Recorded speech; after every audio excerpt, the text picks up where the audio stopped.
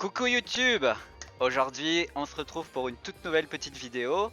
Alors, j'ai prévu un petit truc un peu particulier aujourd'hui avant de se lancer directement sur les Tortues Ninja, le jeu de Platinum. On va d'abord faire une petite présentation des comics books, le relaunch pour être tout à fait précis de, de iComics, qui est édité par iComics en France.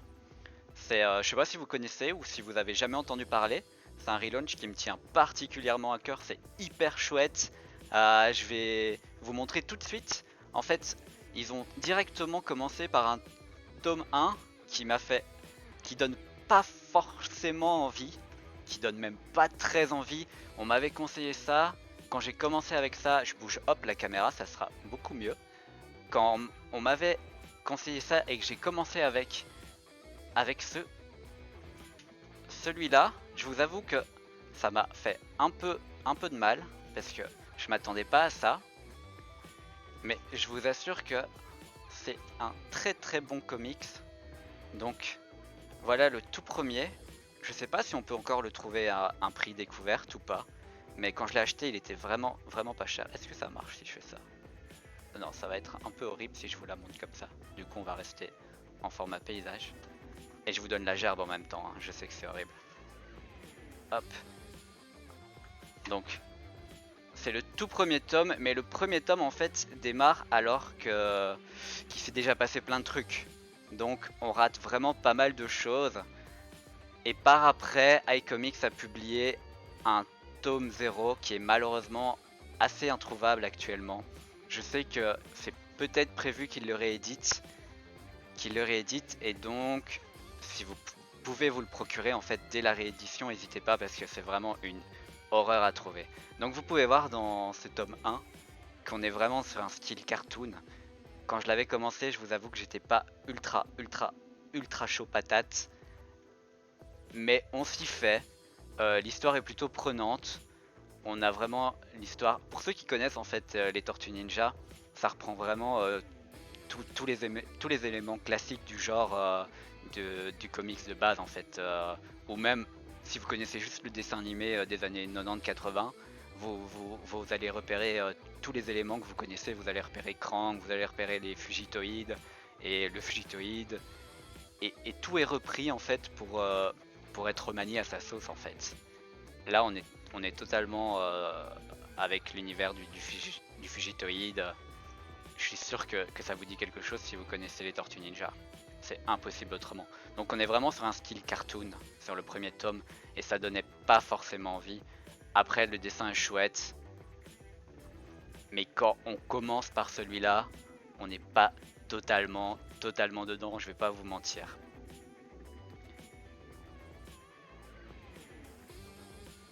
Mais après, on commence directement par du un peu plus lourd. On a le dessinateur Matteo Santoluco qui arrive au dessin. Et alors là, les gars, je peux pas vous dire qu'on est sur du haut niveau parce qu'on est carrément sur du plus haut niveau. Regardez-moi déjà cette couve, elle est vraiment sublime. Et si ça vous donne pas envie, alors je sais pas ce qui peut vous donner envie.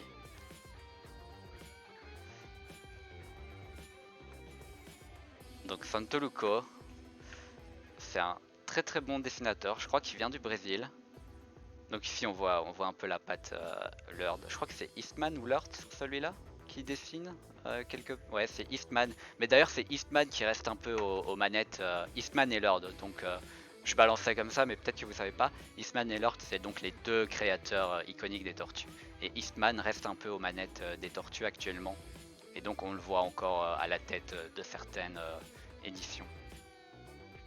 Donc là on voit un peu la patte Eastman, clairement. Et là, on retrouve un peu les dessins de Santoluco qui sont divins. Divins. Les tortues ont vraiment une aura incroyable. On retrouve vraiment des planches vraiment super chouettes. Rien que le chara design des tortues, franchement, est hyper cool, hyper stylé. Même Splinter, il a une chouette petite tête. Puis alors on a des découpages, franchement. Ça, on a une double page. Bon, comme ça donne ça fait peut-être pas de mine avec la caméra, mais on a vraiment des découpages qui sont ultra réussis. Donc franchement, si vous connaissez pas les tortues du tout, en fait c'est vraiment une bonne base pour démarrer parce que on est totalement sur un relaunch. C'est vraiment un reboot total. Donc si vous connaissez pas du tout, vous pouvez carrément vous lancer dans les tortues avec celui-là en fait. Bon, malheureusement, comme je vous dis, vous allez devoir démarrer par le tome 1 parce que actuellement le 0 est vraiment très dur à trouver. Le tome 0, je vais vous le montrer, hein, je l'ai, il est ici. Vous pouvez vous le procurer, hein. Je pense qu'il y a encore quelques endroits où il doit être trouvable, mais le voilà. Donc c'est une grosse brique, hein. En fait, il réunit tout simplement les 4 premiers tomes ou 5 tomes qui étaient sortis aux éditions Soleil avant. Donc vous pouvez le trouver, mais je pense que c'est très compliqué. Mais apparemment une réédition est peut-être prévue. Et voilà, mais regardez-moi cette couverture quoi. Directement la couve elle est juste incroyable. Ça fait rêver. Et donc là on a vraiment l'origine. C'est l'origine story en fait. Donc on retrouve vraiment pas mal de dessinateurs dans ce tome 0. Hein. Donc les dessins sont ultra changeants. Et à partir du tome 2, on a Santoluco qui est beaucoup plus souvent aux manettes. Donc on le retrouve quasiment sur la moitié, voire les 3/4 des comics actuellement sortis en France et en Belgique. Et ça fait totalement plaisir. Actuellement on est au tome 10, si je me trompe pas. Et c'est toujours aussi bien. On est vraiment dans une histoire mature, avec une profondeur sur chaque personnage. Là vous pouvez reconnaître Cassie Jones et Raphaël, hein, qui ont toujours un lien très important même dans le relaunch actuel. On reste sur des personnalités assez marquées. Franchement, si vous êtes habitué des personnalités des tortues que vous connaissez à l'époque, du genre vous avez Leonardo, le chef de la bande, Donatello, l'intello, Raphaël le rebelle et Michelangelo le petit rigolo, bah on est totalement dedans. Ça reste ça, mais on retire un peu la substance ultra comique du dessin animé des années 80 et on est sur quelque chose de vraiment plus mature avec une certaine profondeur qu'il y avait peut-être plus ces derniers temps dans les dessins animés. Après les dessins animés je suis pas un grand fan donc je vais pas pouvoir vous en dire plus. Donc là on voit les Mausers du Dr Stockman évidemment. Je vous montre quelques pages du tome 0. Comme je vous dis, hein, les dessins c'est ultra changeant.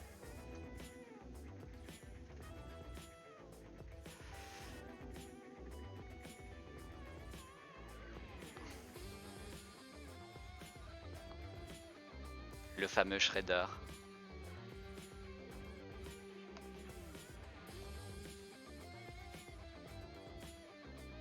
Et après on a Santoluco qui nous a fait un magnifique hors-série qui rentre totalement dans l'histoire. Hein. C'est un hors-série mais il faut absolument vous le procurer pour avoir entre guillemets le lore des Tortues Ninja. C'est l'histoire secrète du clan Foot où on en apprend un peu plus sur Shredder.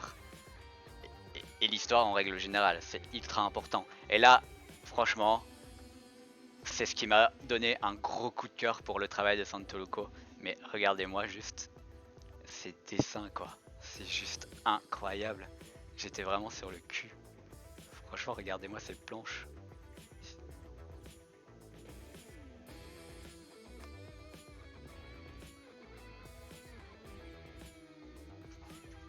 C'est vraiment un excellent départ, je peux vraiment que vous le conseiller. Le chara design encore une fois rend super bien. Bon, je suis désolé, je suis un peu la tremblote avec la caméra. Mais ça se voit directement dans les dessins qu'on est dans quelque chose de... Bon, j'aime pas utiliser ce mot à répétition, mais on sent qu'on est dans quelque chose de mature. Et puis regardez-moi la compo des planches à chaque fois. Juste des... Regardez quoi, c'est vraiment excellent.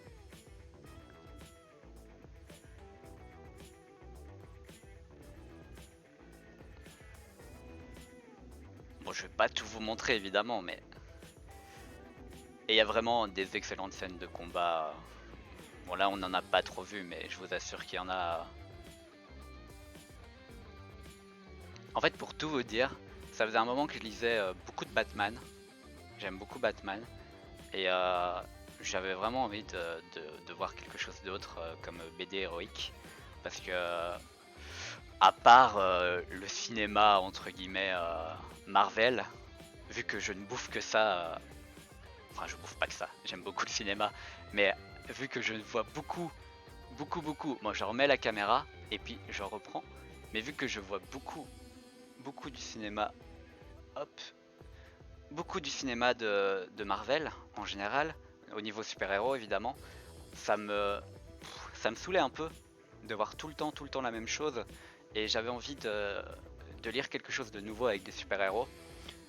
Et du coup j'avais vraiment pas envie de me mettre aux comics Marvel, même si je suis sûr qu'il y a de la qualité dans les comics Marvel. J'en suis persuadé, mais j'avais vraiment pas envie. Du coup je me suis dit allez, il faut que je trouve une nouvelle lecture, et du coup on m'a conseillé ça. J'ai foncé tête baissée, parce que c'est quelqu'un qui me donne plutôt des beaux conseils en général. Du coup j'ai essayé, le tome 1 j'ai dit bon ok c'est bof, puis j'ai persévéré. Et gros coup de cœur pour vous dire tout, c'est pour tout vous dire, c'est c'est vraiment mes BD préférés avec les Batman.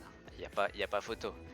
Je le mets actuellement même au-dessus de Batman parce que on est vraiment on est vraiment sur un fil rouge, hein. Là vous êtes vraiment sur tout se suit.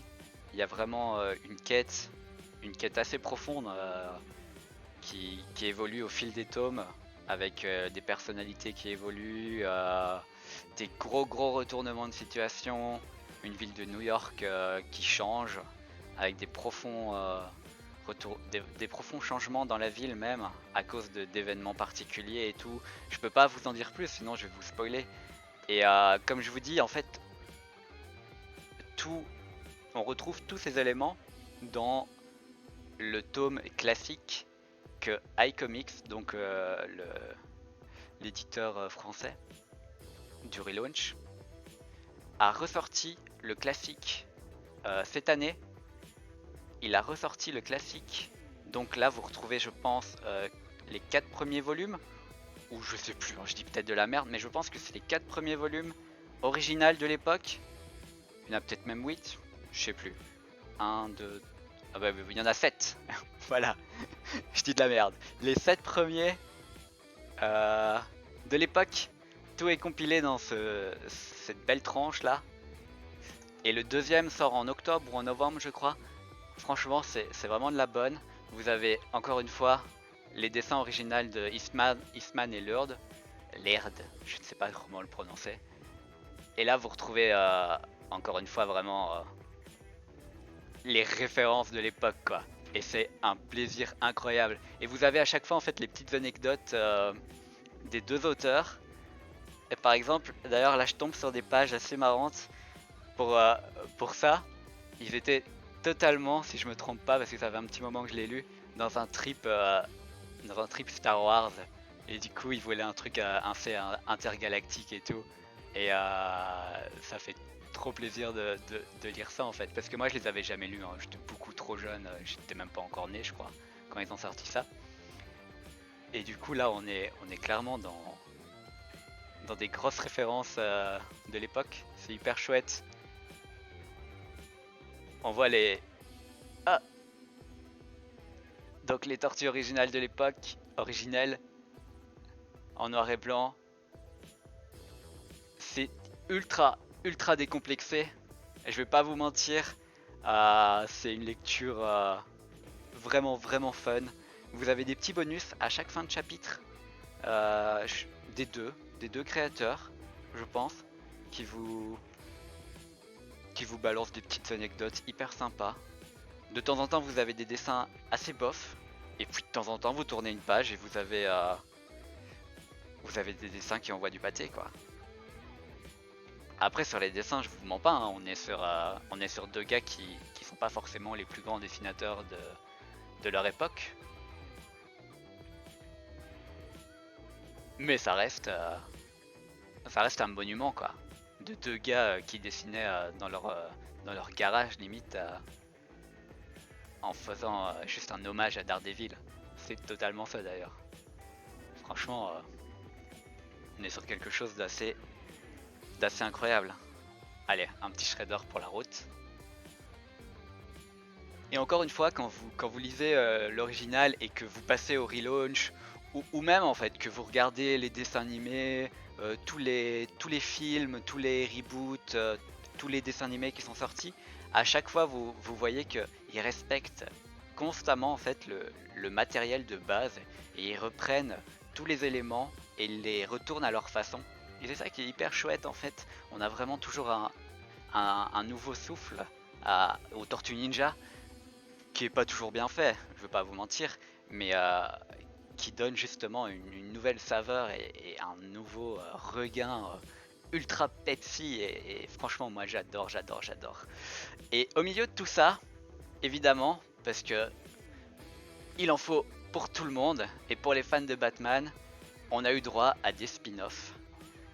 Bon, en France, je sais pas, il y a eu quoi comme délire, mais au début, ils osaient pas trop nous les sortir dans une gamme cartonnée. Du coup, ils nous le sortaient en format, je sais plus comment ça s'appelle, en format mou, on va dire, en format mou, comme ça. Et du coup, donc le kid, hein, en fait, le format enfant. Et donc, on a un spin-off qui s'étale en trois tomes avec les Tortues Ninja. Bon, ça c'est chez Urban, hein, de chez Urban.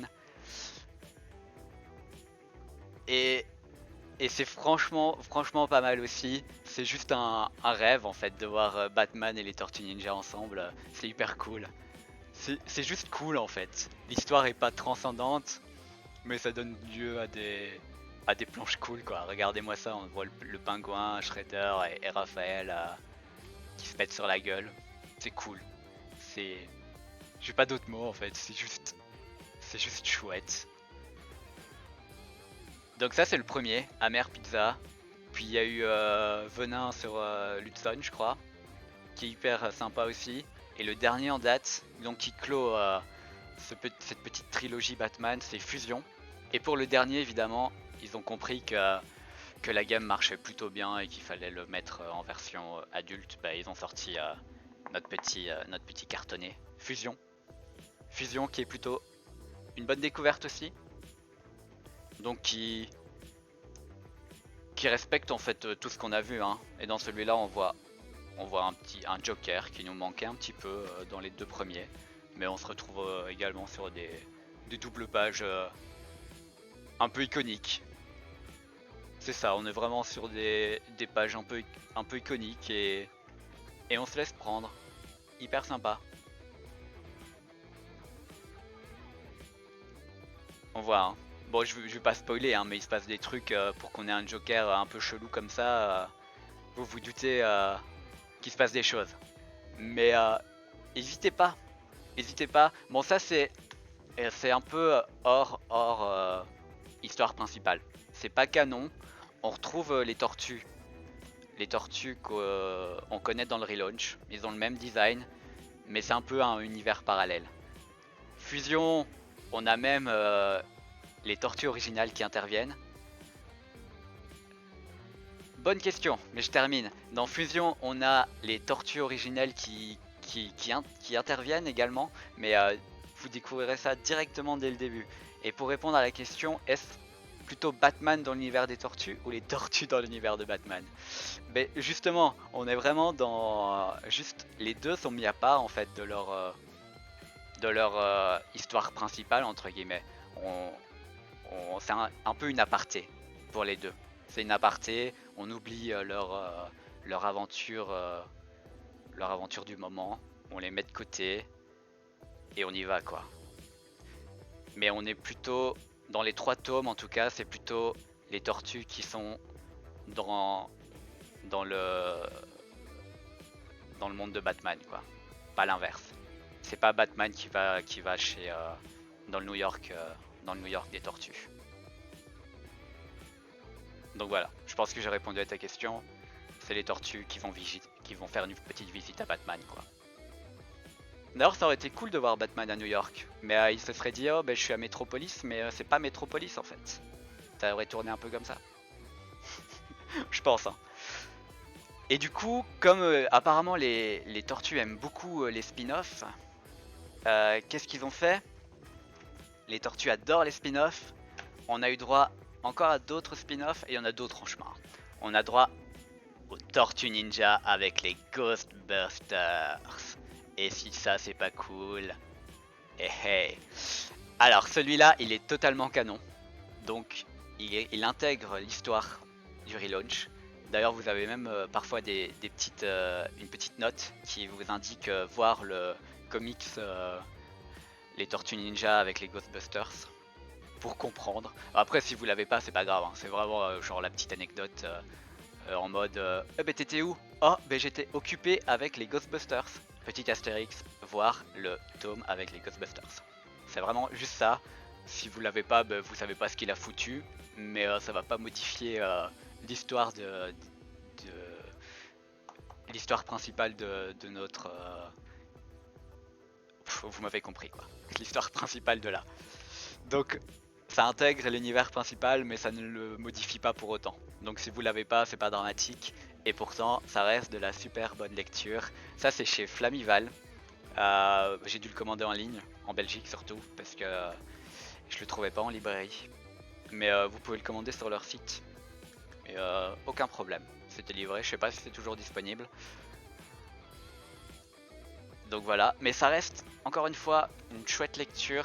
Je connais pas du tout les Ghostbusters en comics, mais ça m'a pas perturbé pour autant. Je connais que les films. Je connais vraiment que les films, et pourtant ça m'a pas perturbé parce qu'on retrouve en fait les personnages qu'on connaît dans les films en fait. Du coup on n'est pas plus choqué que ça. Et les dessins sont colorés, c'est punchy. Et il y a quand même une intrigue en fait. C'est vrai que maintenant que je regarde les images qui nous rappellent furieusement le canon principal.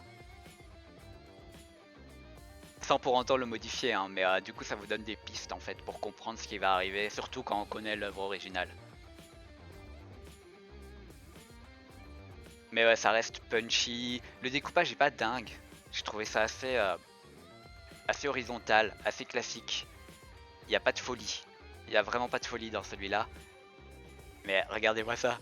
Franchement, une figurine comme ça, j'achète. Il y en a peut-être déjà une. Vous achetez pas vous? Moi j'achète direct. Trop stylé. C'est vraiment cool. Voilà. Donc encore un autre spin-off. Donc celui-là, spin-off qui intègre le canon. On a également celui-là. Celui-là, je suis pas sûr qu'il intègre. J'ai un doute. J'ai un furieux doute. Je ne suis pas sûr des tortues. Est-ce que c'est les tortues du relaunch ou pas du tout? Mais dans tous les cas, c'est un très chouette spin-off d'un personnage très connu au Japon. Moi je connais pas trop, mais apparemment il marche très bien au Japon. Donc on a Usagi Yojimbo. Donc c'est un petit lapin samouraï. On est dans des dessins un peu cartoon. Ça rend très joli. Après j'ai trouvé le tome un petit peu cher parce qu'il se termine vraiment mais très rapidement. Franchement en 2-3 mouvements je l'avais fini quoi, j'étais un peu choqué. Mais regardez-moi ça, c'est tout mimi quoi, c'est tout mimi. C'est trop mignon. Bon j'en montre encore une fois pas trop, mais ça c'est une lecture hyper sympa qu'on doit avoir dans sa bibliothèque si on est un fan des Tortues Ninja de toute manière. Hyper sympa. Que je ne peux que vous conseiller pour compléter votre collection. Bon, j'ai fait tomber un truc, je sais pas quoi. Et pour compléter tout ça, évidemment, bah, je suis un peu fan des tortues, du coup, je me suis pris les NECA, les figurines NECA que vous voyez ici, qui sont du film début 90. Mais vous connaissez sûrement du film début 90 où on avait des magnifiques Tortues Ninja dans des costumes faits par le créateur du Muppet Show. Donc les Tortues Ninja que vous voyez dans le film des années 90, en fait le costume qu'ils ont, c'est le créateur du Muppet Show qui a fait les costumes. J'ai plus son nom là, comme ça je ne reviendrai pas dessus, malheureusement. Vous le connaissez aussi pour Dark Crystal. Il y a une série qui est ressortie sur Netflix. Bon, il est mort hein, depuis, donc c'est pas lui qui a refait les costumes, les marionnettes pardon, de Dark Crystal, mais c'est la même société de prod et tout. Mais donc lui il a vraiment travaillé sur les costumes que vous voyez dans les Tortues Ninja, le film des années 90, la trilogie même, hein. C'est les mêmes costumes qu'ils ont réemployés je crois. Et donc là j'ai les NECA, bon Shredder lui c'est l'animé, c'est le dessin animé des années 80 donc ne le regardez pas, ce n'est pas le Shredder du film.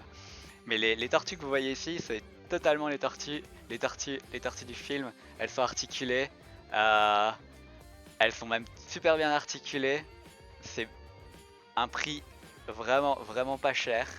C'est entre 25 et 30 euros selon où vous les achetez en fait. La carapace est ultra stylée. Regardez-moi ça. Cette qualité de carapace quoi. Mais même la peau est cool, les textures sont cool, tout donne envie quoi. Et c'est pour un prix pas cher du tout. La belle petite pizza, les nunchaku. Donc on est sur un prix vraiment pas cher comme je vous ai dit, c'est entre 25 et 30. Et pour, bon, il faut les 4 évidemment si on est fan des tortues. Mais franchement, allez-y hein, pour ce prix-là. Bon, c'est assez compliqué à trouver, mais je crois qu'il y a une réédition là qui ressort en septembre. Du coup, il y a moyen de toutes les revoir en septembre. N'hésitez pas, parce que je pense que ça part très vite. Du coup, j'ai les 4. Hein. Là, on a notre petit Raphaël qu'on aime tous. Qui n'aime pas Raphaël? Regardez-moi ça, cette dégaine quoi. Mais qu'est-ce qu'il est beau! Moi, je le trouve trop beau. Regardez ça. Et encore une fois, la carapace quoi. Quand je vois la carapace, je peux pas m'empêcher de me dire qu'il y a eu un travail incroyable. Pour 25 à 30 euros, une figurine comme ça, c'est ouf. Et les articulations sont vraiment bien faites. Hein. Vous savez le mettre dans des positions improbables. Et on aime bien les positions improbables chez moi. Moi j'aime bien leur faire des JoJo's pose. Si vous lisez le manga JoJo's ou vous regardez l'animé, vous ne pouvez que comprendre. C'est vraiment cool. Et vous avez évidemment des accessoires. Hein. Bon, moi je suis pas le genre de gars à les garder en boîte. Je suis clairement... je suis un gamin quoi, je les sors des boîtes et je joue avec. Je sais qu'il y a beaucoup de gens qui vont crier oh sacrilège, il l'a sorti de la boîte. Non, moi je suis obligé de les sortir pour faire joujou avec. C'est ma cam quoi. On va toutes les montrer, hein. On est obligé de toutes les montrer. Ici, on a le joli Donatello. Donatello qui tire un peu la tronche, hein, pour une tortue intello. Et pas content. Hein? Pourquoi t'es pas content, Denis? Regardez-moi ça. Bah, je suis pas content. Et je suis le geek de la bande et je suis pas content. Mais, encore une fois, finition incroyable. Vous avez de quoi attacher son beau. Je crois que c'est en beau que ça s'appelle. Son bâton. Son joli beau. Alors vous avez des petits trous ici pour l'intégrer à votre diorama, à votre décor si vous en avez un. Ça reste cool. Donc comme je vous ai dit, hein, vous avez des accessoires, vous avez un autre... ici vous savez mettre un deuxième... je sais même pas comment ça s'appelle. Mais vous savez changer son bandeau de ninja en fait. Vous savez en mettre un autre qui flotte au vent. Donc vous savez lui donner un petit effet tortue stylé quoi. Même si tu es déjà très stylé comme ça Denis. Mais vous savez le rendre encore plus stylé que ce qu'il n'est actuellement. Et le dernier, le chef de la bande. Le chef de la bande, Donatello j'allais dire. Leonardo. Le seul, l'unique. Regardez-moi ça. Vous le trouvez pas beau? Impossible de pas craquer. Franchement. Et je sais pas ce que vous pensez des films de la trilogie des années 90, mais quand... Enfin, le premier est vraiment chouette, le 2, wow, on est déjà sur un niveau sacrément plus mauvais. Mais le 3, alors là, on est sur de la tristesse incroyable. Mais alors, qu'on aime ou on n'aime pas la trilogie, juste si t'aimes les tortues, bah c'est des figurines ultra cool quoi. Même si t'aimes pas les films, le design de ces tortues est, est juste sublime. Donc même si t'aimes pas la trilogie et les films des années 90, tu ne peux que craquer pour ces tortues. D'ailleurs, je vais pas vous mentir, quand j'ai pris ces tortues, la trilogie, je l'avais pas revue depuis perpète en fait. Ça faisait des années que j'avais pas vu ça depuis mon enfance. Mais les tortues, j'ai directement flashé dessus. Je les trouvais juste ultra réussis. Mais d'ailleurs, NECA a fait ces mêmes tortues en version 50 cm, je crois. Du coup, vous avez le même design, une texture de peau peut-être un peu plus granuleuse, plus réaliste, que ce que vous voyez là. Bon, vous voyez peut-être pas très bien, quoique j'ai l'impression qu'on voit plutôt bien. Ouais, on voit plutôt pas mal. Mais vous avez une texture de peau encore plus granuleuse que vous voyez là. Et ça coûte entre 100 et 150 balles, je crois. Mais, euh, mais comme je vous dis là, franchement, le prix pour les finitions, on est sur un truc de ouf. Enfin, moi, je kiffe quoi. Et alors là, on passe à ce qui me reste. Hein. J'ai plus grand chose, mais je devais avoir quelques méchants. Je me devais d'avoir quelques méchants. Là, on a Shredder. Shredder qui est notre petit Shredder de l'animé. De l'animé des années 80. Qui est cool. La cape au vent. Yeah.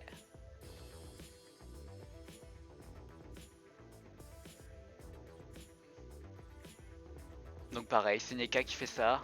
Bah, d'ailleurs, NECA fait quasiment toutes les tortues. Bon, il y en a des autres. Hein. Il y a Super 8 qui en fait. Il y en a d'autres. Et dans le même genre du dessin animé, je me suis évidemment pris. Je les avais sortis de la boîte. J'ai juste plus de place. Du coup, j'ai été obligé de les remettre. On a Bebop et Rocksteady qui sont hyper chouettes aussi. Très très chouettes même. Là, quand je les avais sortis, les articulations étaient un petit peu dures. Mais ça restait des très chouettes figurines articulées. Et pour finir, la boîte avec laquelle j'ai eu Shredder. On a Krang ici. Bon, il est pas dans sa super armure qu'on voit dans le dessin animé, mais il a son petit bipod. Voilà, ça c'est les boîtes que vous retrouvez de chez NECA en fait. Hein. Les boîtes avec le petit logo du dessin animé qu'on connaît tous. Et ben voilà, je pense que j'ai fait le tour. J'ai fait le tour un peu de ce voyage. Bon, j'ai été un peu rapide, j'aurais pu clairement en dire beaucoup plus sur le comics. Le comics, c'est vraiment ce que je voulais un peu plus mettre en avant. Mais n'hésitez pas, je referai peut-être une autre vidéo un peu plus... parce que là, c'était un peu fait à l'arrache. Et je vais pas vous mentir, j'ai rien préparé. J'ai tout pris ce matin en mode... Ouais, aujourd'hui, là, je suis chaud, j'ai envie de parler des comics. J'ai envie de les mettre en avant. Mais du coup, les comics, super série, je ne peux que vous la conseiller. N'hésitez pas à foncer, vous la procurer. C'est vraiment de la bonne qualité. On est au tome 10 actuellement, le 11 va sortir là à la mi-août. Je pense qu'en Amérique on doit être au double de ce qu'il y a actuellement. Euh, allez-y, allez-y, c'est vraiment excellent. Donc là, je vais vous dire un petit bye bye à tous pour la vidéo YouTube en tout cas. Je vais couper ça en deux parties et on se retrouve pour la suite sur le stream où on va jouer maintenant au jeu des Tortues Ninja par Platinum Games. Et ça fait un peu peur parce qu'apparemment c'était pas la folie quand c'est sorti. Allez, ciao ciao YouTube!